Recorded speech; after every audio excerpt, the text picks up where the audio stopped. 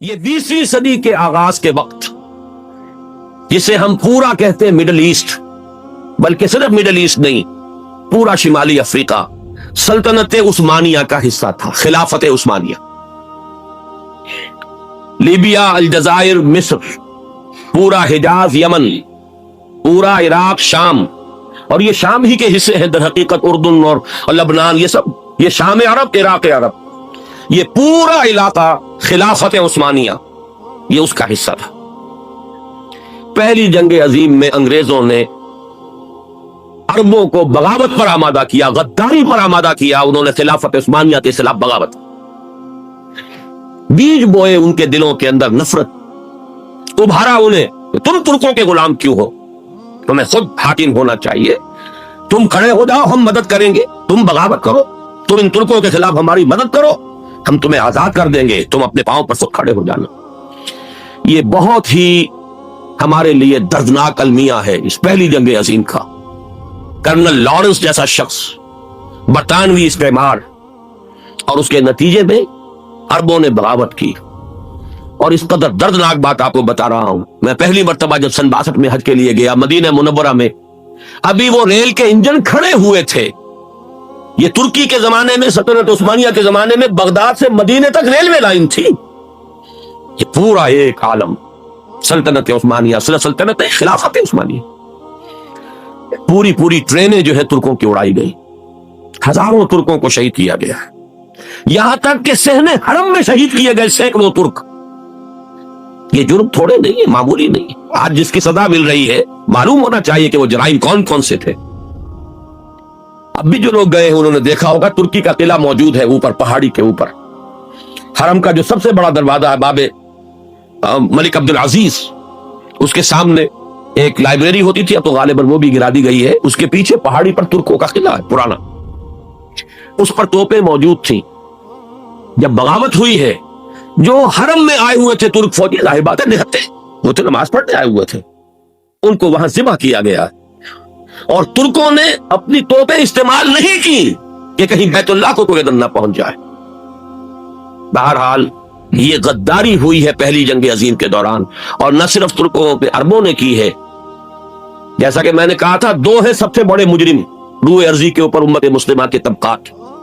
ہمارا پنجابی سپاہی بھی جا کر انگریزوں کی مدد کر کے ایلن بی کو قبضہ جو لے کر دیا بغداد کا، اس میں ہمارے مسلمان پنجابی سپاہی بھی شامل۔ یہ خون چکاں باب ہے ہماری تاریخ کا اس صدی کا۔ لیکن اس کے بعد سلطنت عثمانیہ کے ٹکڑے ہو گئے، چیچڑے ہو گئے۔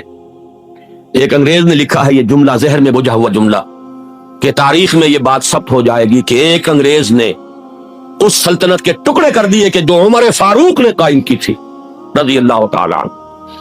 یہ پورا عالم، یہ تمام علاقہ کس نے فتح کیا تھا؟ یہ بات ہاتھ بدل گئے تھے، پھر ترک آ گئے، خلافت عثمانیوں کے پاس چلی گئی، لیکن یہ سلطنت تو حضرت عمر رضی اللہ تعالیٰ عنہ کے زمانے سے چلی آ رہی تھی۔ اس کو ایک انگریز کرنل نے، اور اس نے بغاوت میں آمادہ کر کے عربوں کو اور ترکوں کے پیٹھ میں چھڑا ڈھپوا کر ان کے ذریعے سے اور ٹکڑے کر دیے۔ لیکن جب جنگ ختم ہوئی، اب انہوں نے کہا کہ اب ہمیں آزادی دیجئے۔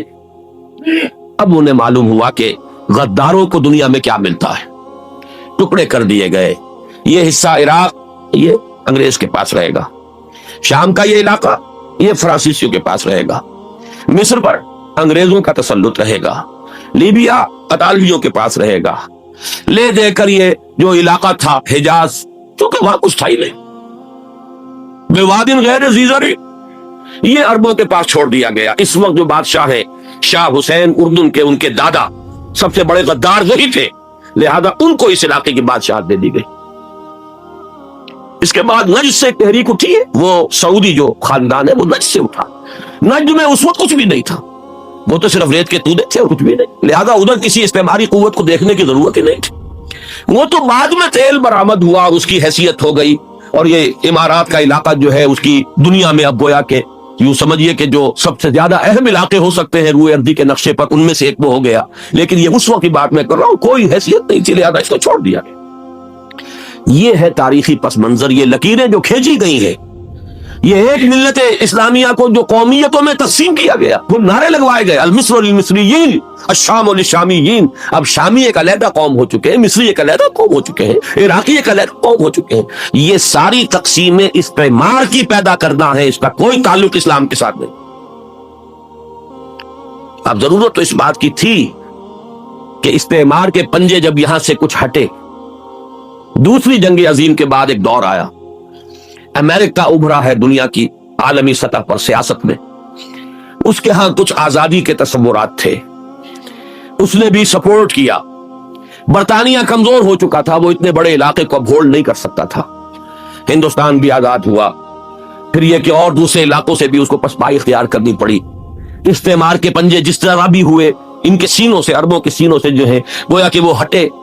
لیکن امریکہ نے ایک اپنی بہت بڑی حکمت عملی جو اختیار کی، عالم عرب کے سینے میں اسرائیل کا خنجر پیوست کر دیا تاکہ یہ کبھی آزاد نہ ہوتا ہے. ہمارے انگوٹھے تلے رہے، ہماری پالیسی گمن کرے.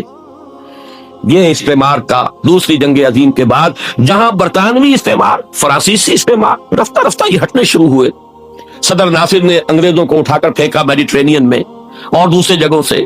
الجزائر نے آزادی حاصل کی فرانس سے، اطالویوں سے جو ہے لیبیا والوں نے آزادی حاصل کی. یہ ہو گیا، لیکن ایک خنجر پیوست کر دیا گیا اسرائیل کا سینہ عرب. اس صورتحال میں ظاہر بات ہے کہ ایک تو بڑی آئیڈیل پوزیشن تھی کہ پورا عالم اسلام متحد ہو، لیکن وہ تو بہت دور کا خواب معلوم ہوتا ہے. علامہ اقبال سے بڑا کوئی نقیب نہیں ہے ملت اسلامی کی وحدت کا. ایک ہو مسلم حرم کی پاسبانی کے لیے نیل کے ساحل سے لے کر تا بقا کے کاشغر. لیکن انہیں بھی اپنے لیکچرز میں کہنا پڑا کہ اس وقت جو صورتحال ہے، پورے عالم اسلام کی ایک وحدت بن جانا تو تقریباً ناممکن نظر آ رہا ہے. اگر کسی طرح ایک common wealth of Muslim nations وجود میں آ جائے تو بھی بڑی کامیابی ہو. لیکن اس سے بھی پہلے یہ تو زیادہ آسان تھا کہ عالم عرب ایک وحدت کی شکل اختیار کر. یہ تو ایک قوم ہے، اکثر و بیشتر ایک نسل یا زیادہ دو نسلیں کہتی تھے. شمالی افریقہ میں بربر نسل بھی ہے، باقی تو سب عربی.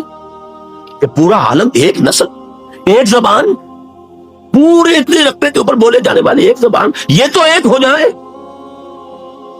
افسوس یہ ہے کہ اس کا ایک ہو جانا، ایک شخصیت ابھری تھی جو مذہبی مزاج کی شخصیت تھی، جو دینی مزاج کی حامل شخصیت تھی. اگر اس کی قیادت میں عالم عرب متحد ہو جاتا تو واقعتاً ایک بہت بڑا جو ہے مرحلہ وہ طے ہو جاتا پوری عالمی ملت اسلامیہ کی ایک وحدت اختیار کرنے کا. وہ شخصیت تھی شاہ فیصل شہید کی. اور اس لفظ کے ساتھ ہی آپ کے ذہن میں آ گیا ہوگا کیوں انہیں شہید کر دیا گیا، کس نے کیا کرایا، کہاں سے تعلیم حاصل کر کے آیا تھا وہ جس نے شہید کیا شاہ فیصل شہید. اس کی گردن پر کون سوار تھی، وہ یہودی لڑکی کے جس کے فوٹو بھی شائع ہوئے کہ گردن پر اٹھائے کھڑا ہوا شہزادہ اپنی ایک یہودی دوست کو، لڑکی کو. اور وہی ہے کہ جس نے جا کر پستول سے شہید کیا ہے. جان میں اچھی طرح جان لیجئے، جیسے بارہا میں نے عرض کیا ہے کہ حضرت عمر کو شہید کرنے والا کہنے کو ابو لولو فیروز تھا، لیکن اس کے پیچھے پورا ایرانی نسل پرستی کا جو پورا پس منظر ہے، اسے تو ہر شخص جس کی ذرا بھی نگاہ جو ہے جو صرف منظر کو نہ دیکھ رہی ہو، پس منظر کو بھی دیکھنے والی ہو، وہ تو جان لے گی کہ ابو لولو فیروز ایک فرد کا نام نہیں تھا، وہ ایران کا انتقام تھا عالم عرب سے. بالکل اسی طریقے سے یہ امریکی استعمار کا ہتھ کنڈا تھا، اسے محسوس ہوا. شاہ فیصل مذہبی مزاج کا شخص یہ ابھر رہا ہے، اور یہ شاہ فیصل کی حکمت عملی کا ذرا آپ اندازہ کیجئے. لاہور میں سمٹ کانفرنس ہوئی، اس میں وہ آئے، سب سے ٹاورنگ پرسنالٹی پورے اس وقت عالم اسلام کے اندر شاہ فیصل کی تھی. اور وہ گویا کہ ایک بہت ہی جس کو کہا جائے کہ ایک بہت ایلڈرلی، ایک بزرگانہ ایک شخصیت جو ہے، اور انہوں نے اپنی دولت کے دروازے، عرب میں وہ مشہور تھے کہ نہایت خسیس اور بخیل انسان ہے، اس لیے کہ وہاں وہ خرچ کرتے تھے حساب کتاب کے ساتھ، لیکن ان کے خزانے کھلے ہوئے تھے عالم اسلام کے لیے. ادھر بھی مدد ہے، ادھر بھی مدد ہے، ادھر بھی کام ہو رہا ہے، ادھر بھی کام ہو رہا ہے. پھر انہوں نے تیل کا ہتھیار استعمال کر کے ایک دفعہ امریکہ کو دن میں تارے دکھا دیے تھے. لہذا ان کا ہٹایا جانا سین سے یہ امریکی استعمار کے لیے لازم تھا.